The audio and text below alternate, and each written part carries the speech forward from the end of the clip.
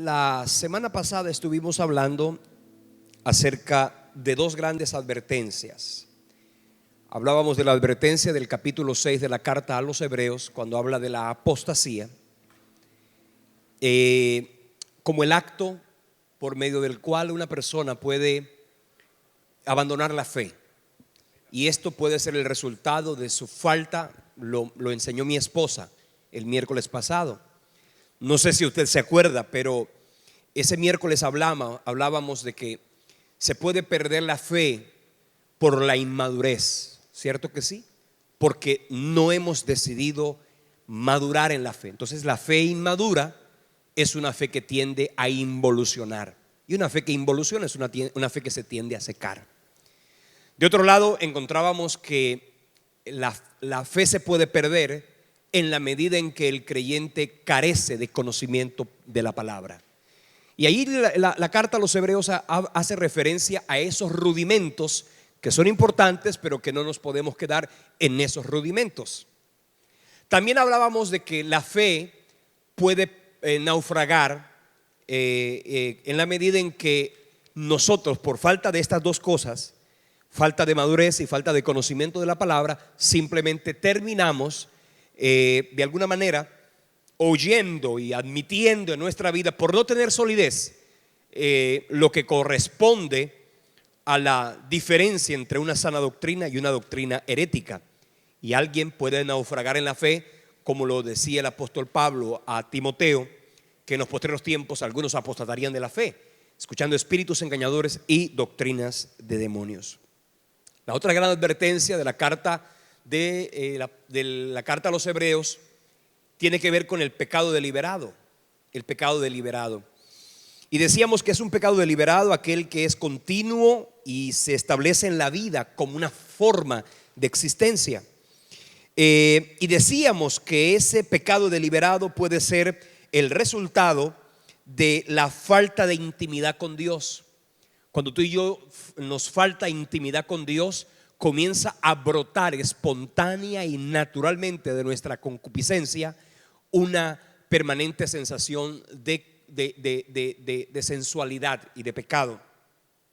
También esa falta o ese pecado deliberado puede entrar a nuestra vida producto de la falta de la solidez en la palabra, de no exponernos a la palabra para que ella, como el espejo que nos confronta, el espejo que nos hace ver tal como somos. En la iglesia y en la palabra, usted y yo no llegamos para ser simplemente animados y motivados a caminar. En la palabra y en la iglesia debemos ser confrontados. Y qué bueno cuando somos confrontados, porque solo cuando tú te miras a la luz de la palabra tal como eres, solamente así podrás escuchar y oír la voz aquella que le habló a Isaías diciendo: cuando éste reconoció su falta y su pecado, he aquí que esto tocó tus labios, es quitada tu culpa y limpio tu pecado. Por lo tanto, venir a la iglesia, venir a la palabra, venir al Señor es también una forma de poder ser confrontados con la voz de Dios. Acuérdense que la Biblia dice que Dios ama la verdad en lo íntimo y en lo secreto nos hace comprender sabiduría. Amén. También decíamos que ese pecado puede llegar a nuestra vida por el amar el mundo y amar y permitir que el mundo se entrone en el corazón. Y citábamos por lo menos 4 áreas en las que se puede pecar, o 4 formas en las que se puede pecar. Una es el pecado normal, natural, silvestre. Y cuando digo normal, natural y silvestre, no es para que usted y yo lo miremos como algo insignificante, porque como le dijo el Señor mismo a Caín, ¿sabes qué? Ten cuidado con el pecado, porque el pecado está al acecho y tú tendrás la capacidad de enseñorearte de él, o él se enseñoreará de ti. Y si tú no le das, no le pones una contingencia a ese pecado puede llevarte a la muerte. Todo pecado, dice la Escritura, es un pecado que conduce a la muerte, siendo que el pecado obviamente es eso, la paga del pecado es muerte. Entonces, pero nosotros los creyentes tenemos un antídoto, y mientras tú y yo estemos unidos a Cristo, no vamos a pecar deliberadamente, pero sí vamos a tener un antídoto para nuestro pecado, y es Jesucristo. Primera de Juan 2:1 dice: hijitos míos, estas cosas os escribo para que no pequéis. Pero dice: si alguno hubiere pecado, abogado tenemos para con el Padre. ¿A quién? A Jesucristo el justo. Entonces, eso es importante que lo tengamos claro. Ahora, hay gente que se aparta. La segunda forma del pecado no es el pecado común que, aunque venimos a la iglesia, cometemos por acción, por omisión, ¿cierto? Puede ser de pensamiento, ¿está claro? Pero también hay un momento en que el creyente se deja seducir por el pecado y vuelve las contaminaciones del mundo a enredarnos como una enredadera, ¿cierto? Yo supongo esto como si fuera una enredadera que termina ahogando la palabra, como bien lo dijo Jesucristo en el Mateo capítulo 13, cuando él hablaba de esa semilla que cae en un terreno, ¿cierto? Que luego vienen los espinos y la ahogan. Bueno, básicamente eso puede ser. Y hay personas que, estando en la iglesia, permiten que la sensualidad y todo esto ahogue la palabra y termina la persona apartándose de Dios, apartándose de la iglesia. Y que una persona se vaya de esta iglesia y se vaya para la otra, y eso es grave cuando la gente anda de aquí para allá y de allá para acá. Entonces un día está aquí, otro día está allá y otro día está en otra iglesia, y eso habla de una inestabilidad espiritual, ¿cierto? Eso no está bien, ¿está claro? Pero en el peor de los casos, que una persona se vaya de una iglesia para la otra iglesia sería bueno, o no sería tan malo como que nosotros nos fuéramos de la iglesia. ¿Para dónde? Para el mundo. Irse al mundo básicamente sería como apartarnos del Señor, y eso lo dice la Escritura, que nosotros debemos a esas personas llamarlas. Si usted, y orábamos al final, si usted conoce a alguien que ha dejado de venir a la iglesia, que no está yendo a otra iglesia, que simplemente se ha enfriado espiritualmente, tú tienes la responsabilidad en Dios, porque conoces el caso. No esperes que, no, es que eso es el trabajo de los pastores, de los líderes que lo llamen. No, si tú conoces de alguien de la iglesia que ha dejado de venir y tú estás viniendo, lo correcto que tú tienes que hacer, lo que tú tienes que hacer es llamarle, buscarle, como evidentemente es la actitud de un verdadero hermano en la fe. Amén. No señalarlo, no criticarlo, no tirarle pullas e indirectas por las redes sociales. Nadie se va a convertir por eso. Hace unos días yo estaba viendo las redes sociales. Una persona que un día estaba aquí con nosotros, que era miembro de la iglesia, expuso en una de sus publicaciones una declaración, inapropiada para una persona que conoció a Cristo. Y evidentemente eso hizo que algunos le censuraran por lo que esta persona había escrito en las redes sociales. Y hubo censuradores y hubo defensores, y a mí me parecía tan digámoslo de alguna forma, tan lacónico ese concepto, porque el que la defendía, o el que defendía a esta persona, yo no entiendo por qué se defendía, porque uno no debe defender lo indefendible. Está claro, había un acto que no le quedó bien a la persona, está claro, no le quedó bien. Pero defenderla, haciéndole sentir que eso no tiene nada de malo, no va a hacer que la persona vuelva a Cristo. Ahora, acusarle en las redes sociales, ¿cierto? Pues tú crees que va a hacer que la persona recapacite y vuelva al Señor. Desde luego que no. Entonces no es el escenario ni para apoyar ni para atacar. Pero hoy día la gente por las redes sociales ataca, señala, censura, descalifica. ¿Qué no hace la gente a través de las redes sociales? Y hay piratas que el diablo está usando en nombre del evangelio, en nombre de la fe, utilizando las redes sociales para condenar, para señalar, y no para edificar y no para atraer, sino por el contrario para ahuyentar. Hay gente que coloca en las redes sociales, duplica publicaciones, ¿cierto? O le da un simplemente me gusta a una publicación. Y tenga usted mucho cuidado, porque tanto lo que escribes como aquello a lo que le das me gusta o like, como dicen hoy día en el lenguaje anglosajón que se ha introducido en el argot español, ese like que tú le das a una publicación está diciéndote, yo estoy de acuerdo con lo que esta persona está diciendo. Entonces hay mucho que hacer y mucho que aprender respecto de eso. Cuando alguien se aparta, ¿qué es lo que tú tienes que hacer? Gálatas 6:1 lo dice claramente. Si alguno fuere sorprendido en alguna falta, dice, vosotros que sois espirituales, restauradle con espíritu de mansedumbre, considerándote tú no sea que tú también vengas a ser tentado. O sea, atacarle no es lo correcto, defenderle tampoco.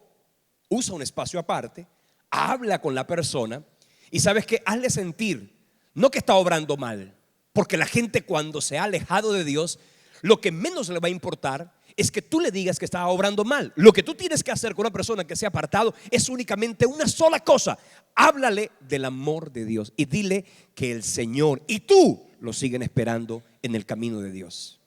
¿Cuántos creen que esa es la mejor manera? Entonces, practícalo. Deja de andarle dando tweets y dando señalamientos y criticando y censurando por las redes sociales, que eso no es lo que va a hacer que una persona apartada se acerque al Señor. Si quieres que una persona apartada se acerque al Señor, les decía, vamos a evangelizar. La última vez que fuimos al Parque Surisalcedo, en una hora y piquito que estuvimos allí, 360 personas fueron contactadas, de las cuales 250 dijeron entregarse a Cristo, y algunas de ellas se estaban reconciliando con el Señor. Qué lindo cuando una persona se reconcilia con el Señor. Qué lindo cuando una persona vuelve a los pies de Cristo. ¿Hay alguno de ustedes que un día se apartó y hoy está otra vez con nosotros? Levante la mano, uno que un día se apartó. Gloria al Señor. Vamos a dar un fuerte aplauso a Dios por ellos. ¿Y sabes algo? Qué bueno. Todavía es tiempo de esperarles, no de hacerles creer que porque se fueron al mundo ya cometieron el pecado imperdonable y nunca más van a volver. Seguramente Dios tendrá de ellos misericordia y en alguna oportunidad tendrán, como estos hermanos que hoy han levantado la mano, han podido volver a las cosas de Dios, a la casa del Padre, a sentir el amor de Dios en sus vidas. Amén. Yo tengo 23 años de ser cristiano y bueno, yo nunca he conocido ese de irme y volver, y de verdad que me he sentido bendecido por Dios por eso, ¿cierto? Pero hay alguien que fue y volvió. Gloria a Dios por el que volvió. De otro lado está el pecado deliberado, aquel pecado de aquellos que no se van de la iglesia, aquel pecado de los que no abandonan la fe, de los que no abandonan el culto, de los que no abandonan la vida religiosa, la vida cristiana. Son personas que de alguna manera comienzan a buscar en la Biblia argumentos para su debilidad y su pecado, y en vez de exponerse a la palabra, en ellos se produce algo que se llama la cauterización de la conciencia. Cuando una persona tiene la conciencia cauterizada, cuando una persona ha oído la voz de Dios y llega un momento en que se vuelve insensible a esa voz, y entonces comienzan a buscar argumentos bíblicos inclusive para justificar su pecado. Y eso es, déjeme decirle, grave, gravísimo diría yo, porque cuando una persona se apartó, sabe que se apartó, pero cuando una persona está en medio nuestro y vive como si estuviera apartada, no deja de venir al culto, no deja de venir a la iglesia, sin embargo vive como una persona apartada, allí es cuando nosotros como creyentes debemos confrontarles, ahí sí con la autoridad de Dios. Segunda Tesalonicenses 3:6, y usted lo puede mirar ahí en la escritura, se va a dar cuenta que el apóstol Pablo está haciendo referencia a que a ese tipo de hermanos o a ese tipo de personas, más bien nosotros debemos, oiga bien, evitarles. Más bien sería tolerancia en la distancia. Tolerancia en la distancia. ¿Cierto que sí? No te hagas partícipe de ese comportamiento, no te hagas partícipe de esa actitud, porque si tú sabes y el Espíritu Santo a ti te ha dicho que no está bien, no le aplaudas eso a una persona. Primera carta a los Corintios 5, del 9 al 11, mira lo que dice el apóstol Pablo. Aquí fue bien fuerte respecto de eso. Gloria al Señor. Dice: os he escrito por carta que no os juntéis con los fornicarios. Bien, Pablo dijo: no se junten con los fornicarios. No absolutamente con los fornicarios de este mundo, o con los avaros, o con los ladrones, o con los idólatras, pues en tal caso sería necesario salir del mundo. Él le dijo: no se junten con esta chusma. Y comienza a narrar la chusma, ¿no? Pero él no estaba diciendo, no es con aquellas personas que son fornicarios, idólatras, avaros, no. Porque en tal caso, si usted quiere ausentarse de ellos, tendrías que no tener amigos inconversos. Pero aquí está diciendo, no se trata de esos. Más bien en el versículo 11 dice, más bien os escribí que no os juntéis con ninguno que, llamándose hermano, fuere fornicario, avaro, idólatra o maldiciente o borracho o ladrón, con tal ni aun comáis. Ahí sería también nuevamente esa expresión, tolerancia en la distancia. ¿Aló? Y por último, aquel que simple y sencillamente abandona la fe de una vez y por todas. Y para ellos el Señor nos dice que debemos orar por ellos, por el que abandonó la fe, el que abandonó la fe. Segunda Timoteo 2:26 dice que con mansedumbre corrija a los que se oponen, por si quizá Dios les conceda que se arrepientan para conocer la verdad y escapen del lazo del diablo, el cual están cautivos a voluntad de él. Eso dice la palabra del Señor. En cuanto a ti y a mí, el Señor nos dice, no perdamos nuestra estabilidad en la fe. Dice en el versículo 35 del capítulo 10, no perdáis pues vuestra confianza, que tiene grande galardón, porque os es necesaria la paciencia, para que habiendo hecho la voluntad de Dios, que obtengáis la promesa. Porque aún un poquito el que ha de venir vendrá, y no tardará más, el justo por la fe vivirá, y si retrocediere no agradará a mi alma.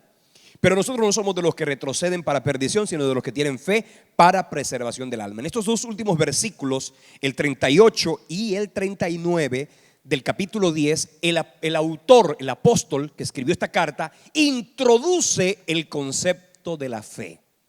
Y aquí está hablando de la fe como sistema de vivir, como sistema de creer, como sistema de caminar.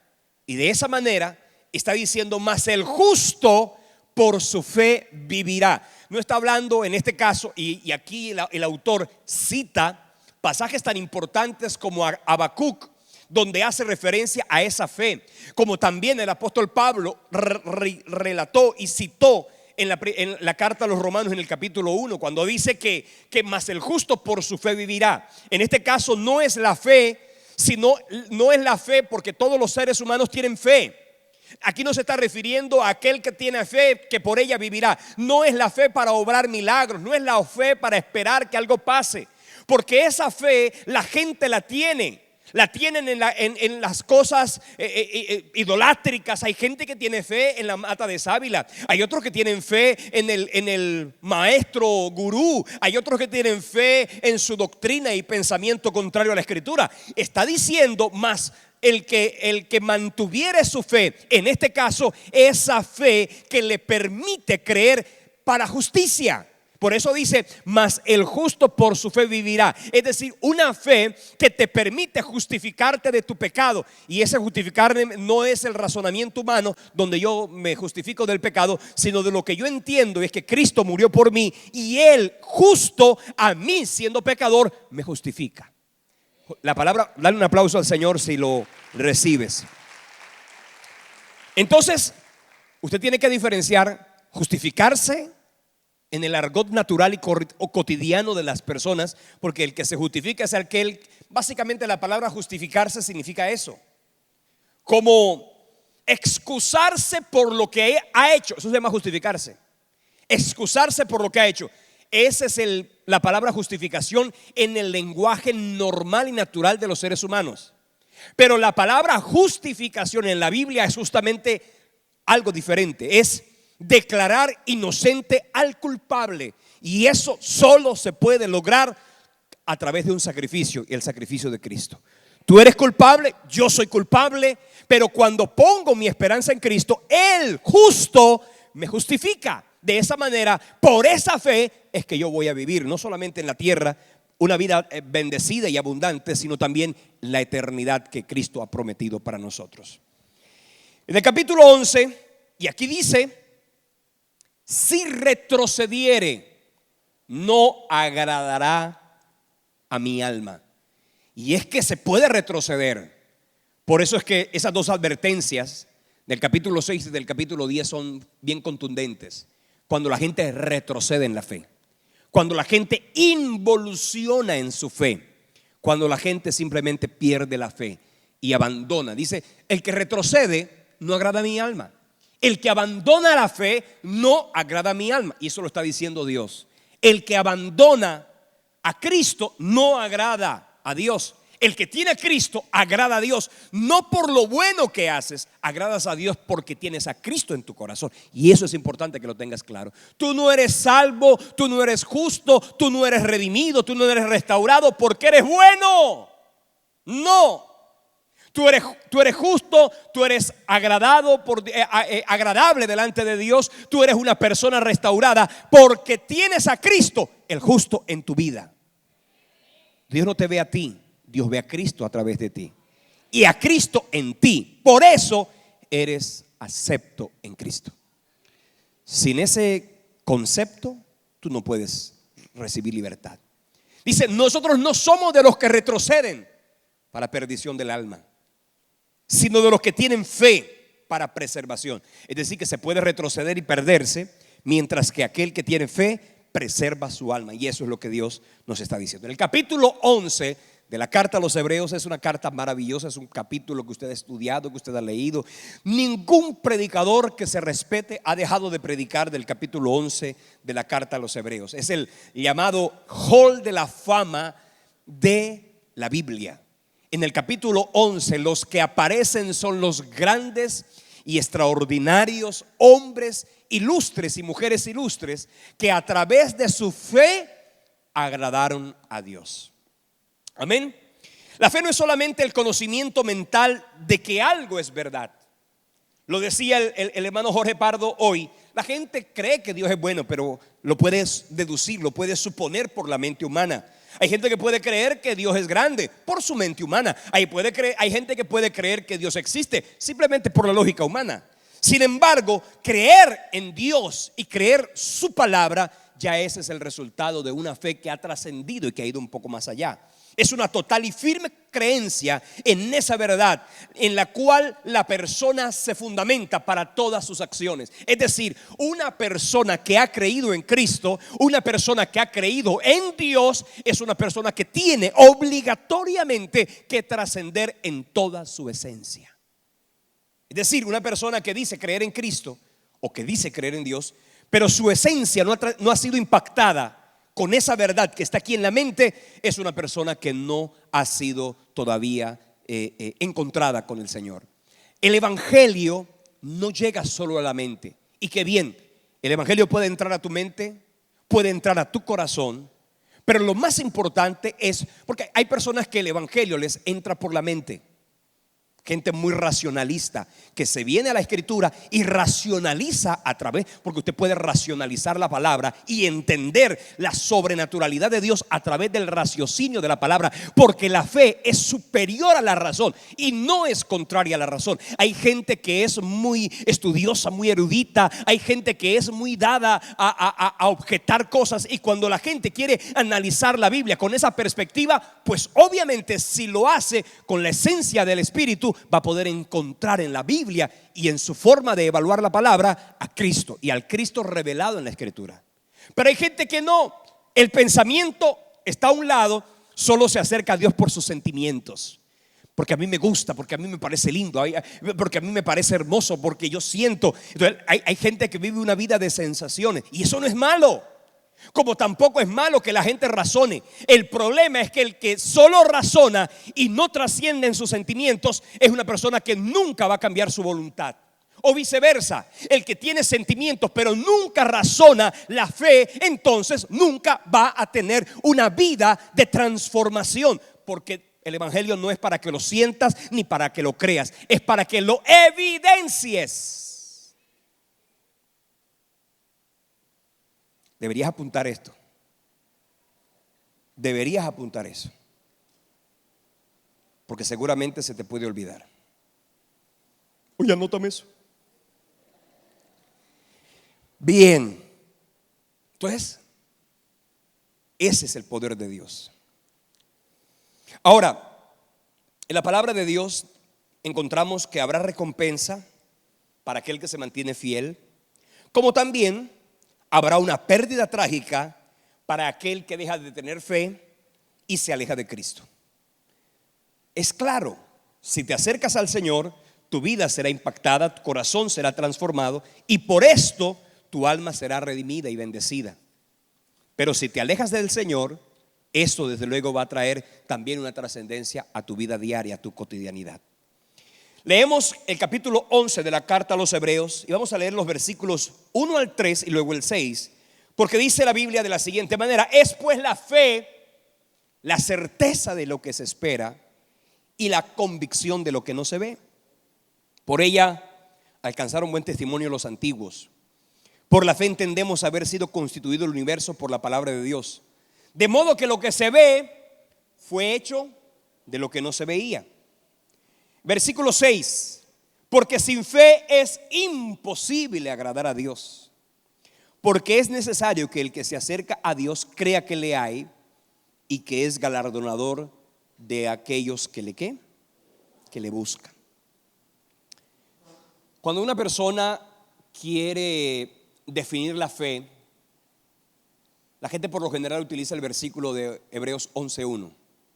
Es la fe, la certeza de lo que se espera y la convicción de lo que no se ve. Es quizás uno de los versículos y una de las definiciones que la mayoría de creyentes nos aprendemos de memoria. Es la fe, la certeza de lo que se espera y la convicción de lo que no se ve. Entonces, la gente supone que es esa la fe que le va a permitir a él recibir un milagro, que le va a permitir a él recibir una sanidad, que le va a permitir recibir un testimonio.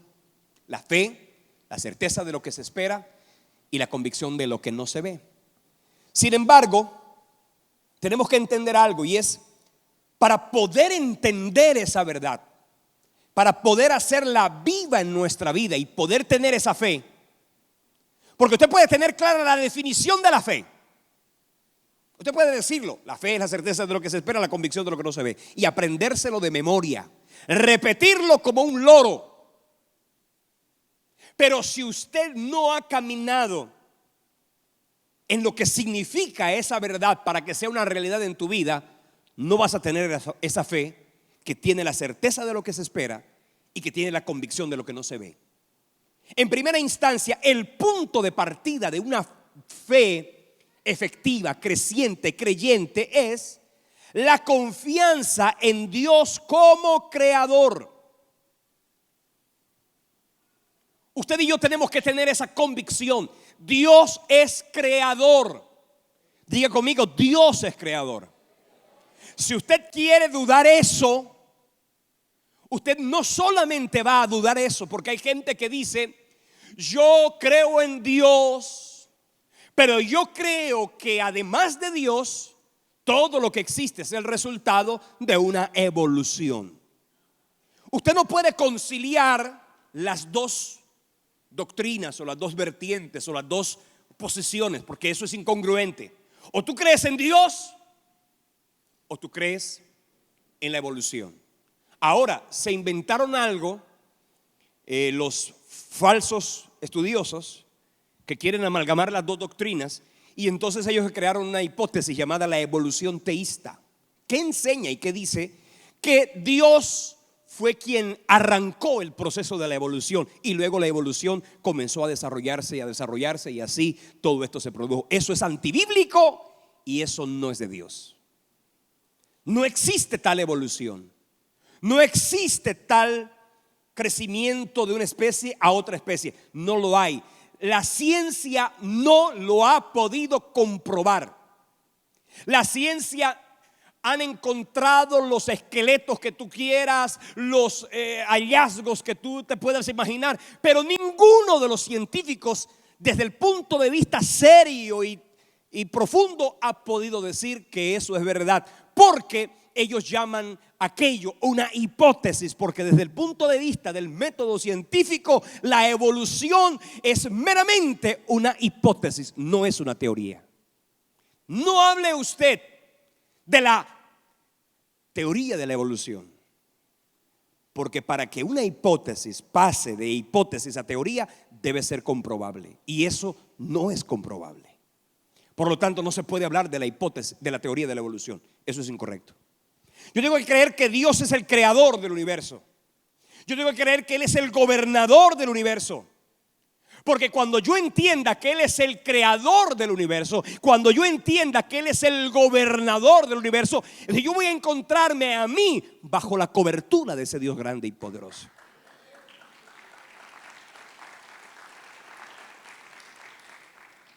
Ahora, ¿de qué sirve que yo crea que Dios es el creador del universo y no me someto a su voluntad?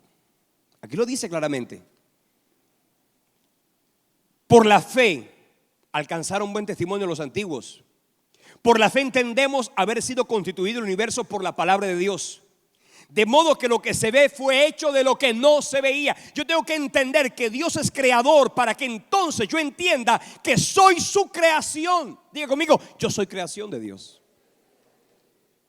Usted puede ser muy profundo, y estudiar y evaluar y leer todos los libros de apologética cristiana, pero si usted no entiende que usted es creado por el Creador, de nada sirve que usted tenga clara en su mente, en su psiquis, el concepto de que Dios existe.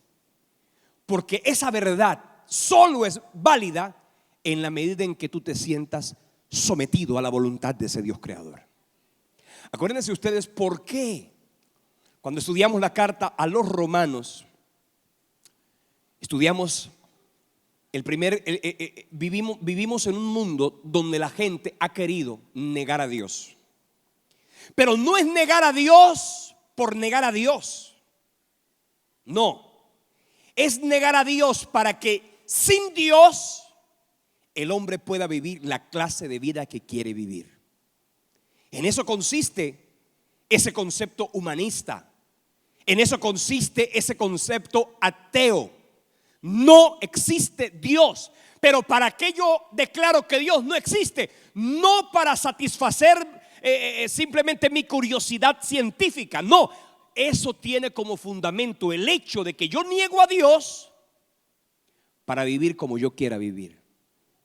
Porque cuando la gente deja de creer en Dios, automáticamente su vida, su cuerpo, su alma entero se rinden ante el pensamiento de vida. Quien niega a Dios quiere vivir sin normas, y eso implica una vida de impiedad. Cuando la gente quiere vivir sin normas, inmediatamente pierde el propósito de vida. La gente cree que puede negar a Dios y seguir siendo felices. Y es que si tú niegas a Dios, inmediatamente estás negando tu propósito de existencia. Y quien niega su propósito de existencia, entonces entrará en un círculo, o más bien en un lodo cenagoso, en un hoyo de desesperación. Porque negando a Dios, puede que vivas como tu alma y tu carne te lo indiquen, pero negando a Dios, inmediatamente pierdes tu esencia, pierdes tu motivo de vida, pierdes el propósito de existir, y de inmediato el corazón del hombre se llenará de un vacío que nada lo podrá llenar. Entonces van a quererse llenar de impiedad, de pecado, de lujuria, de laxivia. Y aquí lo leemos en la palabra.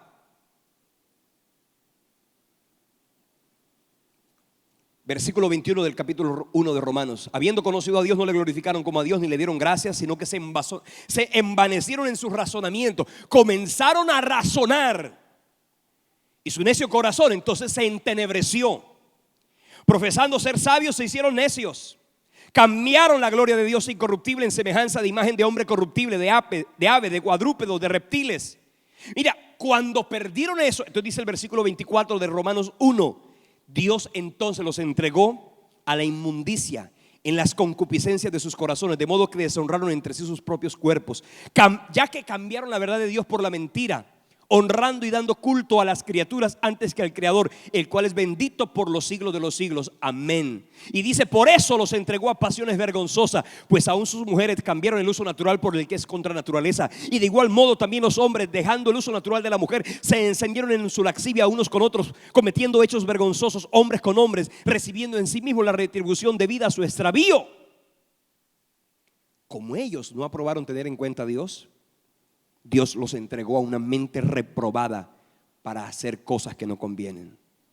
Se atestaron de injusticia, de fornicación, de perversidad, de avaricia, de maldad. Se llenaron de envidia, de homicidios, de contiendas, de engaños, de malignidades. Se volvieron murmuradores, detractores, aborrecedores de Dios, injuriosos, soberbios, altivos, inventores de males, desobedientes a los padres, necios, desleales, sin afecto natural, implacables, sin misericordia. ¿Se da cuenta lo que significa creer en la hipótesis de la evolución? Esto. La gente puede entregarse a ese envanecimiento. Entonces, negar a Dios es permitir que la iniquidad y la inmoralidad broten del corazón humano. Ahora usted puede decir, oiga, no todos los ateos son inmorales, no todos los ateos son inicuos, digámoslo, pero sí todos los ateos tendrán por obligación un vacío en su existencia que ellos no entienden qué es. Es como quien dice la gente, tengo hambre, pero yo no sé de qué. ¿Aló? Tengo hambre, pero no sé de qué. Bien, uno de los principios que inclusive argumenta la existencia de Dios es justamente eso, el argumento ontológico, que dice que el alma no puede sentir sed por algo que no existe. ¿Sabes por qué tú sientes sed en el paladar? Porque existe agua. ¿Tú sabes por qué te da hambre en la barriga? Porque hay comida. Tu cuerpo no te podría negar, no te podría engañar sintiendo sed por lo que no existe, ni teniendo hambre por lo que no existe. De la misma manera, la sed del corazón humano, el hombre la ha querido llenar de todas formas y de cualquier forma y de cualquier manera, pero solo se podrá llenar con la presencia de Dios. Dale un aplauso al Señor. Ahora, si tú crees en Dios, dice, el que se acerca a Dios debe creer que le hay. Gloria a Dios por eso. Pero además dice, Él, ¿qué? Gloria a Dios, Él tendrá recompensa para tu fe. ¿Y cuál es la recompensa para tu fe? Una vida llena de milagros. Una vida llena de milagros. Una confianza en el Creador hará que tú sientas y piensas, Dios cuida de mí. No es solo para que tú creas y puedas argumentar allá en la universidad y esgrimir una cuanta clases de apologética ante un profesor impío. ¿Sabes qué? Eso no es tan importante, porque no son los argumentos lo que van a hacer que un impío se vuelva a Cristo, ni que un ateo se rinda ante Dios. Lo que va a hacer eso es que tú sientas y evidencias en tu vida que Dios cuida de ti. Cuando tú sientas que Dios cuida de ti, mira, ese pensamiento es más grande que volverte un PhD en apologética cristiana. Cuando tú entiendas, Dios existe, pero Él cuida de mí. Cuando tú entiendas eso, te habrás graduado con la evidencia más contundente, sentir que Dios cuida de ti. ¿Cuántos dicen Dios cuida de mí? Y dice que la escritura en el versículo dice que la palabra hizo que Dios constituyera el universo. Lo que se ve fue hecho de lo que no se veía. Si Dios creó el universo por su palabra, Hebreos 1:3 dice que por esa misma palabra sustenta el universo. No solo por su palabra lo creó, por su palabra lo sustenta. Dios te creó con su palabra y te sustenta con su palabra. Por eso dice el versículo 6, sin fe es imposible agradar a Dios. Ahora, una fe en la soberanía de Dios, pero más que una fe en la soberanía de Dios, es una fe en el plan redentor que en Cristo se estableció.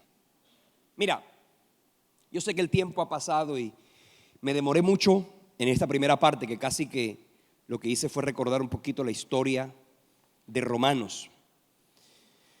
Pero yo sí quiero que quedes en tu corazón con este pensamiento. El capítulo 11 de la carta a los Hebreos, mira, hace una referencia a una cantidad de personajes. Yo voy a hablarles de algunos de los personajes que hacen mención en la Biblia. La Biblia habla en el capítulo 11 de Abel, de Enoc, de Noé, de Abraham, inclusive de Sara, de Isaac, Jacob, de José, de los padres de Moisés, de Josué, de Rahab la ramera, de Gedeón, de Barak, de Sansón, de Jefté, de David, de Samuel y del mismo rey David, de los hombres y de los profetas como Jeremías, Isaías, de hombres extraordinarios como los que murieron y que ni siquiera en la Biblia están escritos. Y también hace referencia a ti y a mí. Y vamos a ir rápidamente, aunque el tiempo se nos ha ido. Comienza la escritura en el versículo 4.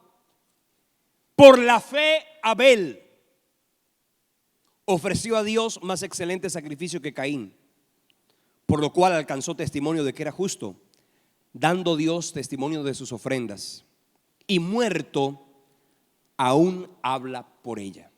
Mira, hoy estudié, en estos días he estado estudiando este capítulo 11 para poderles enseñar a ustedes esta tarde. Y recordar todo lo que la Biblia enseña en el capítulo 11 no es destacar la fe el propósito del autor de la carta a los hebreos no era destacar a Abel, ni a Enoc, ni a Abraham, ni a Moisés. No. El propósito de él no era ese. El propósito del autor a los hebreos, ¿sabes cuál era? Hacerle al pueblo judío que se había entregado a Jesucristo una remembranza de los grandes héroes del Antiguo Testamento y poderles conectar a todos ellos con la persona de Jesucristo. ¿Por qué Dios miró con agrado la ofrenda de Abel? Porque él ofreció conforme al designio y al plan perfecto destinado por Dios desde antes de la fundación del mundo. El sacrificio de Jesucristo en la cruz no fue algo que a Dios se le ocurrió de última hora y de alguna forma para arreglar el problema del pecado humano. Dice la Biblia que Cristo se ofreció, o fue el cordero inmolado que se ofreció antes de la fundación del mundo. Quiere decir que en la prognosis de Dios el Señor sabía que el hombre iba a pecar y que el hombre iba a caer en un estado de condenación y que solo a través de un sacrificio se redimiría a esa humanidad. La ofrenda de Abel fue agradable delante de Dios por una sola razón: porque esta ofrenda se ajustaba al sacrificio que el mismo Dios le enseñó al mismo Adán, cuando por causa de su pecado y habiéndose vestido de pieles de animales, habiéndose vestido el hombre de hojas de higuera, Dios, ¿qué hace? Sacrifica un animal y le cubre con pieles de animales. Esa forma, la ofrenda de Abel fue agradable delante de Dios porque estuvo conectada con el propósito sacrificial que Dios mismo estableció en el huerto del Edén. Por eso es que la ofrenda de Abel fue agradable delante de Dios. Dice la Escritura: sin sangre no hay remisión de pecados. Más adelante, cuando se estableció la ley mosaica, el Señor permitió que de la tierra se trajeran frutos para una expresión de una ofrenda ante Dios. Sí, pero eso fue después una ofrenda de acción de gracias, que es distinto a una ofrenda sacrificial. Una ofrenda sacrificial solo puede ser válida cuando ésta tuviera sangre. Y en el antiguo pacto la sangre tenía que ver con un animal. En el nuevo pacto esa sangre tiene que ver con Jesucristo. Así que si la Biblia dice que la fe de Abel aún habla por ella, es porque a través de ese sacrificio que miraba en el futuro al mismo Señor Jesucristo, de esa manera ese sacrificio permitió que Abel fuera justo. Oiga bien, leyéndolo, encontrando por lo menos el capítulo 11 de la carta a los hebreos, encuentro ese capítulo está dividido en 4 secciones. La primera de ellas tiene que ver con la fe de una persona para sí misma. Luego se habla de la fe de una persona para una familia. Luego se habla de la fe de una persona para una nación, para terminar con la fe de cualquiera para cualquier lugar del mundo.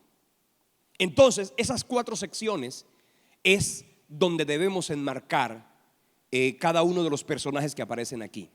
Si por ejemplo hablamos de fe de Abel y de Enoc, estamos hablando de una fe para sí mismo. Cuando hablamos de Noé, de Abraham, de Sara, de Isaac, Jacob, cuando hablamos de los padres de Moisés, estamos hablando de la fe para una familia.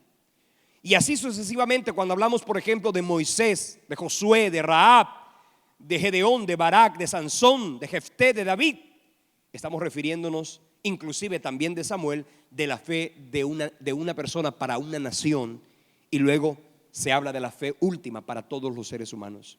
Entonces, mirando un poquito, la fe para sí mismo tiene que ver con esta parte. Abel agradó a Dios porque él básicamente lo que estaba diciendo a través de ese sacrificio fue que él confiaba en el cordero inmolado que desde la antigüedad se había ofrecido. Cuando leemos la vida de Enoc, estamos diciendo que ¿por qué Enoc agradó a Dios? Dice la escritura que Enoc caminó con Dios y agradó a Dios. Y por haber Enoc caminado con Dios y haber agradado a Dios, ¿qué dice la Biblia de Enoc? Que Dios lo traspuso para no ver muerte. Decir que Enoc fue el primero, o mejor, el primero de los dos únicos personajes que en la historia de la humanidad dejaron de estar en la tierra sin haber muerto. Enoc el primero y el profeta Elías el segundo. De resto, todo ser humano que ha abandonado la tierra ha sido porque se ha muerto. Los dos únicos que no se murieron fue Enoc y Elías, fueron llevados al cielo.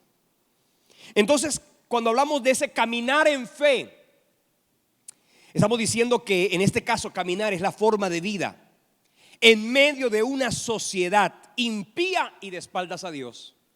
Lee la historia de Enoc. La historia de Enoc nace en medio de una sociedad corrupta. Y hoy día la misma fe que tuvo Abel la debes tener tú, reconociendo a Cristo como el sacrificio perfecto.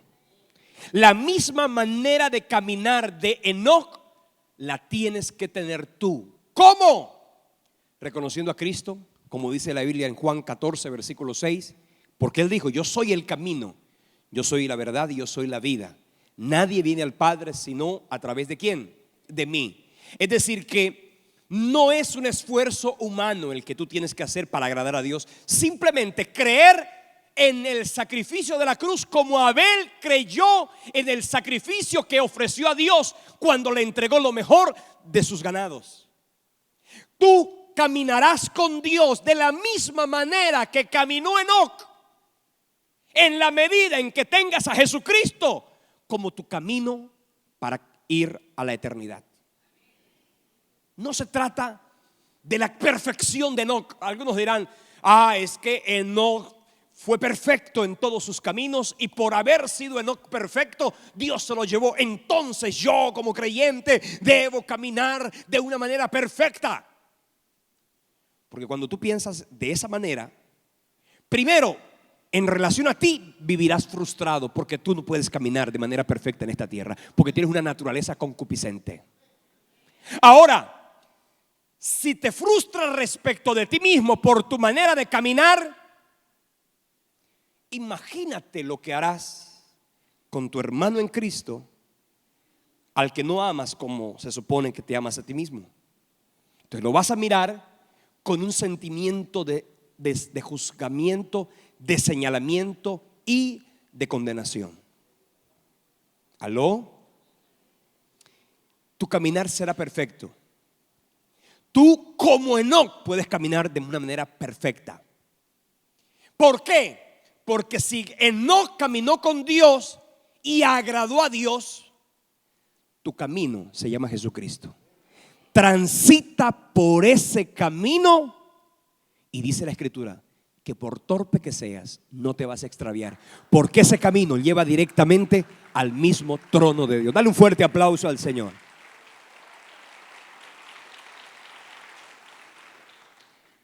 Qué hermoso. Enoc caminó con Dios y Dios se lo llevó. La iglesia camina con Dios, con Cristo, y un día será llevada al cielo. Enoc y Elías son tipo en el Antiguo Testamento de lo que la Biblia llama el arrebatamiento de la iglesia. Usted no va a ser arrebatado porque usted es perfecto. Usted va a ser arrebatado. Y usted de la misma manera que usted es arrebatado o que será arrebatado, es la misma forma por la cual usted fue salvo. Y es a través de la obra perfecta de Jesucristo en la cruz del Calvario. ¡Aló! Enoc caminó con Dios. Así que tú tienes que tener fe para ti mismo. Tienes que tener fe para una vida entregada a Jesús. Una fe para ti mismo implica una fe de tu propia forma de vivir. Ahora, leyendo la obra de Noé, bueno, hablar de Noé, ¿qué no se puede hablar? ¿Qué no se puede predicar? ¿Cómo yo puedo resumir la historia de Noé? Desde el capítulo 6, versículo 5 hasta el capítulo 9, versículo 18 del libro de Génesis se habla de Noé. ¿Por qué el autor a los hebreos trae a remembranza a Noé y su arca? Porque de la misma manera que Noé tuvo fe para obedecer a Dios, oiga bien, y construir el arca, y luego predicarle al mundo. ¿Usted cree que la predicación de Noé tuvo efectividad, sí o no? ¿Ah? ¿Sí o no? Cualquiera podría decir, imagínate, tremendo predicador. Predicó. ¿Cuántos años duró Noé construyendo el arca? Varios años. Y déjeme decirle, ¿le creyeron? ¿Le creyeron? Se burlaron de él. Porque inclusive en aquel entonces todavía no había llovido sobre la tierra. Usted sabe lo que significa una lluvia. Pero en aquel entonces Dios no había abierto las cataratas de los cielos. Dice la Biblia que lo que regaba la tierra era un vapor de agua que subía de la tierra. De manera que nunca antes había llovido. Y hablar y predicar no. Bueno, gloria a Dios que a Noé le creyeron los animales y su familia. Y óyelo bien, yo no sé quiénes te van a creer a ti. ¿Aló? Yo no sé si tú eres predicador de multitudes. Yo soy evangelista. Yo soy de púlpito, pastor. A mí Dios me ha llamado a las naciones. Puede que sí, pero demuestra que tienes llamado convirtiendo a tu familia. ¿Aló? ¿De qué sirve que tú tengas un tremendo testimonio? Ah, pastor, lo que pasa es que la Biblia dice que no hay profeta sin honra, sino en su propia tierra. A mí los únicos que no me creen son los de mi casa. ¿Por qué? Porque quieres conocer a Andrés, vive con él un mes. Luz para la calle y oscuridad en la casa. Acuérdese lo que el apóstol Pablo le dijo a Timoteo: el que no provee para los suyos, primordialmente para los de su casa, ha negado la fe y es peor que un incrédulo. Deja de ser mal testimonio en la familia. No importa si nadie más te cree, que te crean en la casa. Aló. Mira, por la fe Noé halló gracia delante de Dios. Por la fe fue justo. Por la fe caminó con Dios. Por la fe creyó en Dios. Por la fe obedeció a Dios. Por la fe construyó el arca. Por la fe predicó la justicia. Por la fe predicó a su familia. Por la fe preservó la humanidad. Por la fe preservó la vida en la tierra. Por la fe adoró a Dios con su familia. Por la fe vino a ser heredero de la familia. Ahora, el arca de Noé, ¿quién es más importante, Noé o el arca de Noé? El arca es más importante. ¿Sabes por qué? Porque aquella arca es la evidencia o es tipo del Señor Jesucristo. Amén. Así que si te montas en el arca, que es Cristo, puede que llueva, puede que truene, puede que relampaguee, puede que diluvee, pero tú serás salvo y serás preservado. Porque en Cristo, dice la Biblia, ninguna condenación habrá para ti si permaneces en Él. Aló. El arca era tipo de Cristo. Aló. El arca es tipo de Cristo como el arca, también es tipo de la iglesia. Porque Cristo es la cabeza de la iglesia. De manera que decir que Cristo es el arca es tipo de Cristo y decir que el arca es tipo de la iglesia son iguales. Porque ambas significa que en Cristo hay salvación y vida eterna. Por eso es que el autor a los Hebreos hace referencia a Noé, a Enoc, a Abel, porque todos están intrínsecamente relacionados con Cristo. Todo el Antiguo Testamento es Cristo. Habla ahora de Abraham. Ay, ¿qué se puede decir de Abraham? Viajó a una tierra prometida, vivió como extranjero, esperó sus hijos, enseñó a sus hijos, ofreció a Isaac, fue justificado, recibió el pacto, esperó en el hogar celestial, profetizó y bendijo a Dios. Fue el padre de la fe. ¿Por qué? Porque Noé, la importancia de Abraham, radica fundamentalmente en que él puso su mirada en Dios. Dios le dijo que habitara como extranjero en tierra extraña, y habitó como extranjero en esta tierra. Y mientras estuvo en la tierra, dice que no recibió la tierra. Abraham murió sin saber que la tierra donde estaba era la tierra prometida. ¿Por qué? Porque él no se fijó en una tierra física. Él agradó a Dios, porque dice la Escritura, y quiero que vengas conmigo al libro de Hebreos capítulo 11 versículo 10. Porque esperaba la ciudad que tiene fundamentos, cuyo arquitecto y constructor es Dios. ¿Sabes en quién puso Abraham su esperanza y su confianza? En Jesucristo y en la vida eterna que a través de Cristo se prometió.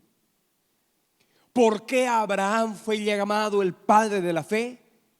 Porque desde aquel entonces y en la completa oscuridad de la revelación, Abraham pudo mirar el futuro y en el futuro mirar a Cristo y saber que en Cristo serían benditas todas las naciones de la tierra.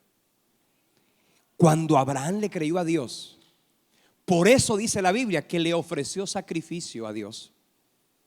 ¿Por qué crees tú que Abraham subió y le dijo a Isaac: mira, muchacho, tú eres el sacrificio? No tuvo ningún inconveniente. ¿Por qué creen ustedes que él sabía que Dios le iba a resucitar?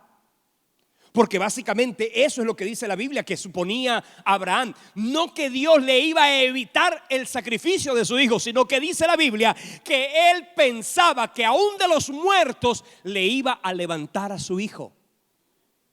Esa fue la fe. No, Abraham no sabía la historia. Él no sabía el punto y coma de la oración.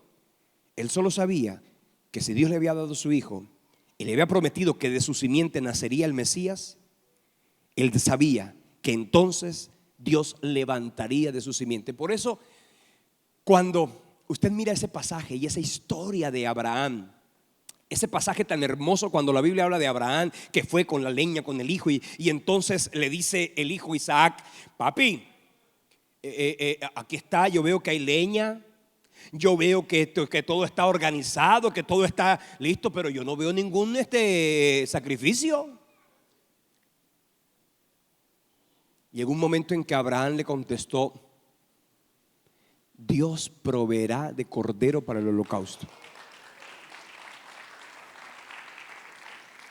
¿Sabe qué le estaba diciendo? Ese cordero. Mira, Abraham es tipo del padre que ofrece a su propio hijo. Por eso es que la Biblia habla de Abraham, porque Abraham adoró a Dios con su testimonio. Mira, Moisés, tipo de Cristo, los padres de Moisés, encontramos que ellos le guardaron en su genealogía porque sabían que ellos verían al Mesías levantarse para redimir a la nación en medio de la esclavitud. Amram, su padre, y Jocabed, su madre, pudieron guardarle. El mismo Moisés, ¿por qué fue constituido e incluido en ese pasaje? Porque él miró a Cristo. Leyendo la Biblia encontramos varias cosas de Moisés. Fue escondido de sus padres, él rechazó los placeres del pecado, rechazó los tesoros de los egipcios, escogió sufrir con el pueblo de Dios, vio como tesoros el vituperio de Cristo, dejó Egipto y huyó al desierto, vio al invisible en medio del desierto, celebró la Pascua. Mira, ese acto a través del cual Moisés sacó a casi 3 millones de israelitas de Egipto y comenzó aquello con el sacrificio pascual del capítulo 12 del libro del Éxodo, es porque Moisés también puso su mirada en Cristo. Y así seguimos mirando. Josué. ¿Por qué Josué está incluido acá? Porque Josué introdujo al pueblo a la tierra prometida, que significa el reposo. Y bastante lo hablamos al principio de esta enseñanza en Hebreos capítulo 2, cuando habla del reposo de Dios, que es evidentemente el reposo de Cristo. Cuando hablamos de Rahab la ramera, y el tiempo se nos fue, pero voy a hablarles de Rahab la ramera para terminar. Rahab la ramera, un gentil que no era judío. Leyendo la Biblia encontramos de esa mujer que ella, vamos a leer Josué 2:18. Josué capítulo 2 versículo 18, dice la escritura de la siguiente manera: he aquí, cuando nosotros entremos en la tierra, tú atarás este cordón de grana a la ventana por la cual nos descolgaste, y reunirás en tu casa a tu padre y a tu madre, a tus hermanos y a toda la familia de tu padre. Versículo 19: cualquiera que saliere fuera de las puertas de tu casa, su sangre será sobre su cabeza, y nosotros sin culpa. Mas cualquiera que estuviere en casa contigo, su sangre será sobre nuestra cabeza, sea sobre nuestra cabeza si mano le tocare. Pues básicamente quiero describir qué fue lo que ocurrió. Cuando el Señor mandó a los espías, cuando entraron a la tierra de Jericó, dice la palabra del Señor que los enviados por Josué entraron en esa tierra. Y dice la palabra que esta mujer llamada Rahab la ramera, siendo su nombre, oiga bien, Rahab, ese nombre Ra significa un dios pagano egipcio. Más o menos significa Rahab como la servidora de Ra. Y esta mujer, cuando vio a los enviados que huían, que entraron a la tierra, dice la palabra del Señor que ella los escondió en su casa. Y dice la palabra del Señor que luego que los esconde, ella reconoce la grandeza del Dios de Israel que estaba en ellos. Y entonces ella les habla y les dice: cuando ustedes vengan a esta tierra, por favor, tengan misericordia de mí y tengan misericordia de mi familia. Los espías le dijeron: te vamos a entregar esta cuerda, este cordón de grana, y tú lo vas a colocar en la puerta como una señal. Esa misma señal que esta mujer impía, que esta mujer gentil, dice la Biblia que ató a la ventana de su casa, era una evidencia que ella creía en que con esa señal su casa iba a ser preservada. De la misma manera y con la misma fe, ese cordón de grana es símbolo, o mejor, más que símbolo, es tipo de Jesucristo. Porque así como la sangre del cordero que fue colocado en los dinteles de las puertas en Egipto, libró a los israelitas del ángel de la muerte. De la misma manera, Rahab, a través de ese cordón de grana, estaba adhiriéndose, oiga bien, a la fe que en Dios su pueblo, su casa iba a ser preservada. Eso es maravilloso. El tiempo no nos lo permite porque había que hablar de varias cosas, pero esa mujer Rahab, dice la Biblia que colocó un cordón de grana en su ventana. Y por haber colocado ese cordón de grana, su vida y la de su familia fue preservada. Oiga, esa mujer Rahab, luego que el pueblo de Israel entró a la tierra prometida, luego que conquistaron Jericó, esa mujer se adhirió a la fe judaica. Terminó convirtiéndose ella en la esposa de Salmón, quien luego reprodujeran a un hombre llamado Booz, con quien otra mujer pagana llamada Ruth la Moabita se uniera. Y óigame bien, Rahab la ramera fue la mamá de Booz, que con Ruth dieron a luz a Isaí, el papá de David. De manera que la abuela de David fue una moabita llamada Ruth, y la bisabuela de David fue una ramera llamada Rahab, que fueron introducidas en la genealogía. Porque a través de ¿para qué eso? Por una sola razón.